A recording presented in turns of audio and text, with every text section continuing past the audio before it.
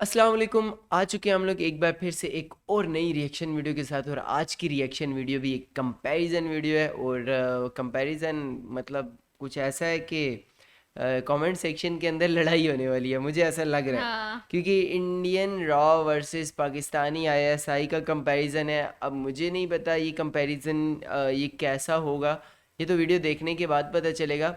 लेकिन आप लोगों ने बिल्कुल ये जो वीडियो है उससे रिलेटेड बात करनी है, ना कि हमारे कमेंट सेक्शन और हमारे डिसलाइक पे जाना है। देखो, हाँ। कंपैरिजन का मतलब होता है जो उनको रियलिटी पता होती है, जो एक इंसान को रियलिटी पता होती है उससे रिलेटेड। तो वैसे दोनों की दोनों एजेंसीज हैं, पाकिस्तान और इंडिया की वो एजेंसीज हैं जो कि मतलब थोड़ा छुप छुपा के एक दूसरे कंट्रीज़ हाँ, की वो ये वो निकालते हैं निकाल के लेके आते हैं खुफिया, इंफॉर्मेशन। हाँ, इंफॉर्मेशंस। तो उसी पे बेस्ड एक वीडियो है।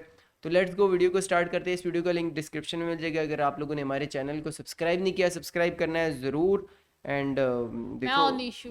हाँ, ये बताना लाजमी ओ था। सॉरी, ये इशू है। हेलो दोस्तों, स्वागत है आपका चैनल की एक नई वीडियो नई में। वीडियो में ये तो तो आज मस्त इस याद हो वीडियो गया। में हम कंपैरिजन करेंगे रॉ यानी रिसर्च एंड एनालिसिस विंग का आईएसआई यानी इंटर सर्विस इंटेलिजेंस के साथ में। ये इंटेलिजेंस, दोनों भारत और एक पाकिस्तान की पाकिस्तान की। इंटेलिजेंस एजेंसीज हैं, यानी ऐसी एजेंसीज जो अपने देश के लिए टॉप सीक्रेट मिशंस के दौरान और आमतौर पर कई खुफिया और जरूरी जानकारियां दूसरे देशों के बारे में उपलब्ध करवाती हैं। यस, इनकी स्थापना से लेकर आज हम कोशिश करेंगे इनके बारे में अभी तक सब कुछ जानने की। तो बने रहिए मतलब वीडियो ये के कब साथ। बनी हेलो थी हाँ, दोस्तों, और और क्या कब। मेरा हुआ नाम है था। दीपक, आप देख रहे हैं इट्स इनक्रेडिबल फॉर यू। तो चलिए शुरू करते हैं। यस, लेट्स चलिए शुरू करते हैं। स्टार्ट। तो वीडियो शुरू करने से पहले ही मैं एक बात बताना ये कौन सी चाहूंगा मूवी का है कि पता इस है? वीडियो को देखने पता के नहीं। बाद मालिक कई मूवी लोग ये कमेंट करेंगे कि बंदा लाइक हो आईएसआई गया। नंबर 1 पर है, या फिर भारत से कुछ लोग ये बोलेंगे कि भारत की रॉ पहले स्थान पर है। और वो बकायदा ये बताते हैं कि आपको गूगल पर देखना चाहिए था, वहाँ आईएसआई नंबर 1 दिखा रहा है। तो इसीलिए ये बात गूगल मैं तो कुछ वीडियो भी शुरू बोलता करने है। से पहले ही बता गूगल रहा पे हूँ एतबार नहीं कि है। हाँ, गूगल किसी एजेंसी को गूगल लड़ा। कौन सी रैंकिंग देता है, ये चीज उस एजेंसी की रैंक को डिसाइड नहीं करती, हाँ, बल्कि ये उसकी बात। रैंकिंग ये चीज तय Point. करती है कि उसने कितने बेहतर तरीके से अपने मिशंस और ऑपरेशंस को अंजाम दिया है। अगर गूगल राइट। पर कोई Pakistani website top search results में रहेगी तो जाहिर सी बात है कि गूगल आईएसआई को ही नंबर 1 दिखाएगा। और अगर आने वाले मतलब समय ज्यादा में जो किसी चीज सर्च इंडियन करते वेबसाइट हैं। ने वो जगह ले ली तो रॉ नंबर 1 बन जाएगी।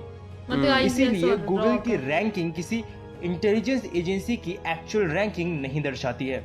चलिए यस, फिलहाल आपको ये भी बताता चलूं कि इस वक्त दुनिया की कई बड़े देशों की कई इंटेलिजेंस एजेंसीज हैं, लेकिन अभी की दो सबसे टॉप इंटेलिजेंस एजेंसीज इजराइल की मोसाद और अमेरिका की CIA को माना जाता है।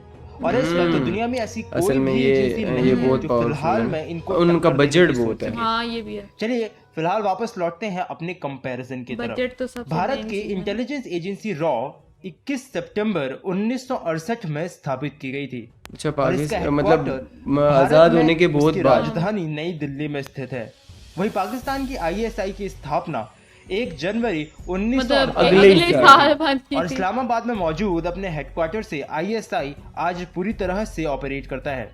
1947 से 48 में हुए पहले भारत पाकिस्तान युद्ध में पाकिस्तान को यह पता चल गया था कि उनकी इंटरनल इंटेलिजेंस गैदरिंग यानी दूसरे देशों के बारे में जानकारी जुटाने में, उसको शेयर करने में उनके अंदरूनी चीजों में कई गड़बड़ियां हैं। यानी उन्हें एक Yes. ऐसी संस्था की स्थापना करनी पड़ेगी जो कि एक इंटेलिजेंस एजेंसी की तरह काम करे, जहां से आईएसआई की असल में शुरुआत हुई।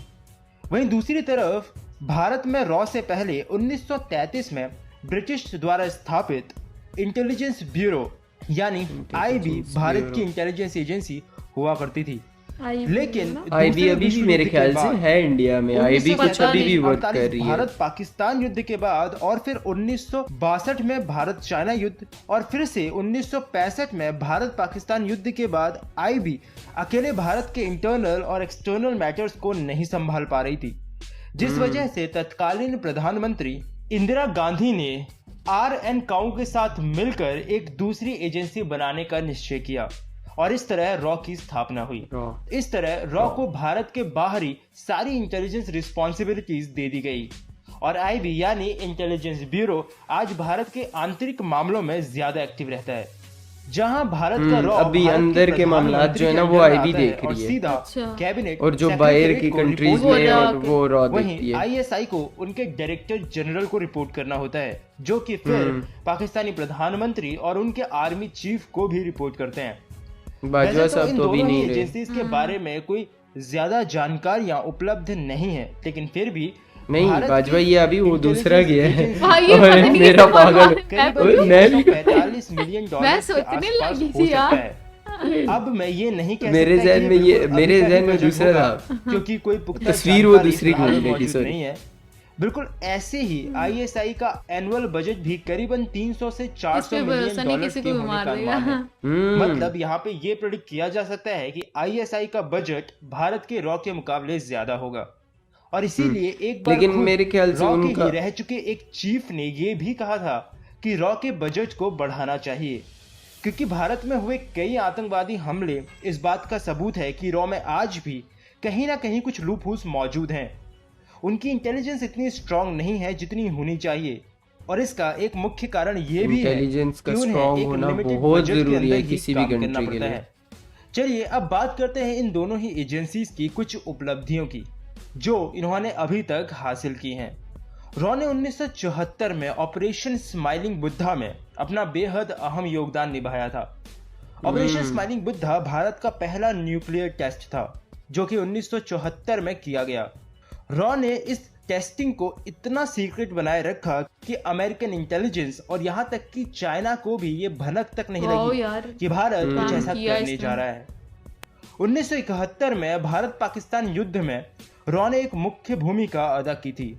बांग्लादेश में मुक्ति बाहिनी को ट्रेनिंग, इंटेलिजेंस और हथियार पहुंचाने में रॉ का एक अहम योगदान माना जाता है। आम और लोगों यहाँ से तक कि कनेक्ट होने के लिए पाकिस्तानी यही आर्मी को एजेंसी का काम बांग्लादेश आती है। में घुसने से भटकाने में भी रॉ कई बार कामयाब रहा, जिसका परिणाम निकल कर आया एक नया देश यानी बांग्लादेश। बांग्लादेश। 1975 में रॉ के कुछ एजेंट्स ने भारत के एक थिएटर आर्टिस्ट को उसकी एक्टिंग के टैलेंट को देखते हुए अपने एक अंडरकवर एजेंट के रूप में उसे रॉ में ज्वाइन करवा लिया।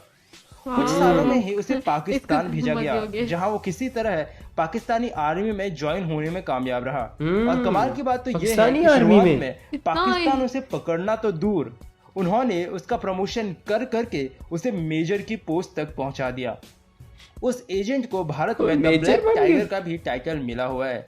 उनका नाम था रविंद्र कौशिक, जिन्होंने लेकिन ये क्या पाकिस्तान की निकल गए? कई खुफिया जानकारियां भारत तक भेजी थी और यहाँ तक कि कई भारतीयों की जान भी उनकी वजह से ही बची थी।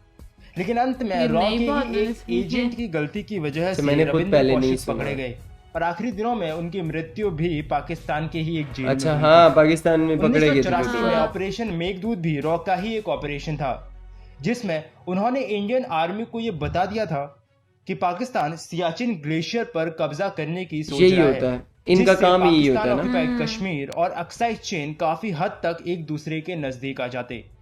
ये खबर मिलते ही भारत ने पाकिस्तान से पहले सियाचिन को अपने कब्जे में ले लिया और आज भी पीओके और अक्साई चीन के बीच हमारे जवान 2400 घंटे तैनात रहते हैं।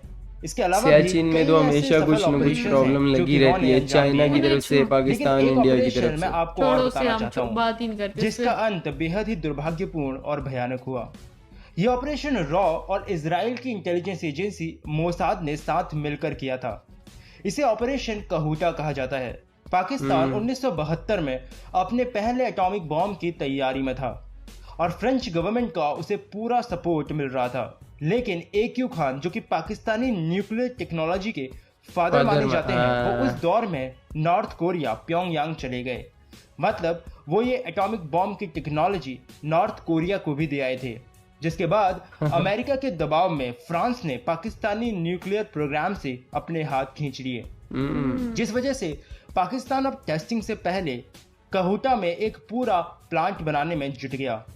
1970 के अंत तक रॉ को यह जानकारी पूरी तरह मिल गई और कई अंदरूनी जानकारियां भी मोसाद के पास पहुंच गई थी, जबकि पाकिस्तान को अब भी यही लग रहा था कि यह कहूटा प्लांट एक सीक्रेट है। अच्छा, मोसाद मतलब पता रॉ के चल साथ चुका मिलकर पूरे प्लांट को बॉम्ब से उड़ाना चाहता था। मतलब रॉ ने लेकिन निकलवा ली रॉ थी चाहती सारी थी कि ऐसा इंफॉर्मेशन। ना कर ब्लूप्रिंट और अंदरूनी जानकारियां वहां से निकलवाई जाए जो कि वो पैसों के बदले निकाल सकती हैं। लेकिन उस समय की सरकार ने इसके लिए मना कर दिया और कुछ समय बाद न जाने कैसे रॉ के इस प्लान की भनक पाकिस्तान को लग गई। कहा जाता है कि रॉ का प्लान तो फुल प्रूफ था, लेकिन ये गलती किसी सरकारी अधिकारी से हुई थी और यहाँ तक कि इस गलती में तत्कालीन प्रधानमंत्री मोरारजी देसाई का भी नाम शामिल है। और नतीजा ये निकला कि वहां काम कर रहे कई रॉ एजेंट्स को पकड़कर मार दिया गया और बहुत ही कम जानकारी वापस भारत तक पहुंची। जाहिर सी बात और ये है, जब ऐसा ऑपरेशन कोई एक तरीके से इंटेलिजेंस कभी का पूरा बंदा ही नहीं पकड़ते हैं वो तो खत्म करता है खत्म कोई भी हमारे- कंट्री। चलिए अब चलते हैं आईएसआई की तरफ और जानते हैं उनके किए गए कुछ ऑपरेशंस के बारे में। 1982 से 1997 तक अफगानिस्तान में चले युद्ध में आईएसआई देखिए, का वीडियो मेजर इंटरेस्टिंग कंट्रीब्यूशन है। और रोल माना जाता है। उस वक्त अमेरिका की इंटेलिजेंस एजेंसी CIA के साथ मिलकर आईएसआई ने अफगान के लड़ाकों को ट्रेनिंग के साथ साथ हथियार भी मुहैया करवाए थे, जिसका परिणाम ये रहा कि सोवियत यूनियन को अफगानिस्तान से पीछे हटना पड़ा था। और आईएसआई का ये एक बहुत बड़ा ऑपरेशन माना जाता है। ऑपरेशन कहूटा में जब भारत की तरफ से ये हाँ, वही इंफॉर्मेशन जिसमें पाकिस्तान उन्होंने पहुंच पकड़ गई लिए थी थे। कि रॉ के कुछ एजेंट्स कहूटा प्लांट में मौजूद हैं, तो आगे की सारी प्लानिंग और कार्रवाई आईएसआई ने ही की थी, जिसकी मदद से रॉ के एजेंट्स को पहचाना गया था। यह भी कहा जाता है कि आईएसआई ने ओसामा बिन लादेन के पाकिस्तान में होने की खबर अमेरिका की इंटेलिजेंस एजेंसीज तक पहुंचाई थी, जो कि कितना सच हाँ, है मैं भी ये तो मुझे नहीं अभी पता। मेरे ख्याल से क्योंकि लेकिन ये वो आईएसआई जो ने उसमें इंडियन हुआ था ओशन और अफ्रीका के बीच होने वाले ज्यादा इलीगल तुम ट्रैफिकिंग सिटी। और स्मगलिंग को भी काफी हद तक कंट्रोल किया है। सोच के बताना। हाँ लेकिन बताऊंगा। हमेशा से ही आईएसआई के ऊपर इल्जाम भी लगते आए हैं कि ये टेररिस्ट की फंडिंग और उन्हें ट्रेनिंग देने में हमेशा एक्टिव रहती है, जो कि कहीं ना कहीं बिल्कुल सच भी है। आईएसआई की कई ऐसे ओपन ऑपरेशंस हैं जिसमें उन्होंने कई आतंकवादियों को बचाया है और न सिर्फ ट्रेनिंग बल्कि पैसा और हथियार भी खुलेआम आईएसआई आतंकवादियों को सप्लाई करता आ रहा है। तो ये था कंपैरिजन दोनों ही देशों के ऐसा नहीं होता है, intelligence असल में agencies का। मैं फिर कुछ ये बात ट्रेनर्स वापस होते हैं, वो दोहरा भी दूं, बिहार आईएसआई का इंटेलिजेंस हिस्सा एजेंसी होते हैं। अपने देश के लिए काम करती है और आप जिस देश में रहते हो आपके लिए वही इंटेलिजेंस एजेंसी नंबर 1 पर होगी।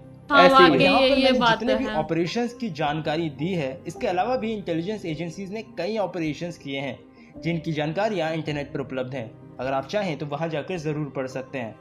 और साथ ही मैं यहाँ पर एक बुक के बारे में भी बताऊंगा जिसका नाम है द स्पाई क्रॉनिकल, जो कि रॉ और आईएसआई के चीफ ने साथ मिलकर लिखी है। असल में इसे एक बातचीत के रूप में लिखा गया है जो कि कई चीजों को लेकर भारत और पाकिस्तान की इंटेलिजेंस एजेंसीज के चीफ्स के बीच में हुई थी। मैं बुक का लिंक नीचे डिस्क्रिप्शन बॉक्स में डाल दूंगा। वैसे ये बुक तो अभी के इंटरेस्टिंग लिए होने इस वाली वीडियो है, में इतना ही। इसमें उम्मीद ओरिजिनल करता हूं आप कि लोगों हाँ, को सब कंटेंट कुछ मिलेगा, मिल मतलब जाएगा। अगर सारी आपको चीजें पसंद आई है तो मिलेंगी। इसे लाइक करें, अपने दोस्तों और फैमिली के साथ में शेयर करें और अगर आप चैनल वीडियो तो अच्छी थी हाँ कमाल की और थी। सबको यही लगता है कि अपना ही हाँ मतलब हर कंट्री, जो भी कंट्री होता है उसकी मिलिट्री हो गई या कुछ तो भी उसे लगता हाँ, है कि बस हम ही हाँ, आगे हैं। हम लोग सबसे पहले नंबर पे है, दूसरे नंबर पे है। ऐसे एक अच्छी चीज़ है कि किसी भी मुल्क के अंदर रह के, मतलब इनकी असल में ये होता है, स्ट्रेटजीज ये होती है कि अगर हमारा कंट्री है ना, तो वो दूसरे कंट्री के अंदर जाके ये चेक कर रहा होता है कि हमारे कंट्री को नुकसान देने के लिए ये लोग कुछ तो नहीं कर रहे। हाँ। तो इसका मकसद बेसिकली ये होता है। तो बाकी कंपैरिजन बहुत अच्छा था। और जहाँ तक रही बात कि पाकिस्तानी इंटेलिजेंस एजेंसी किसी को किसी मतलब कुछ टेररिस्ट वगैरह को कोई चीज़ प्रोवाइड करती ऐसा है, बिल्कुल भी नहीं तो है ऐसा मेरे क्यों लिए। करेगी? मतलब टेररिस्ट को हम लोग देंगे, वो हमें ही मारेंगे, तो ऐसा क्यों?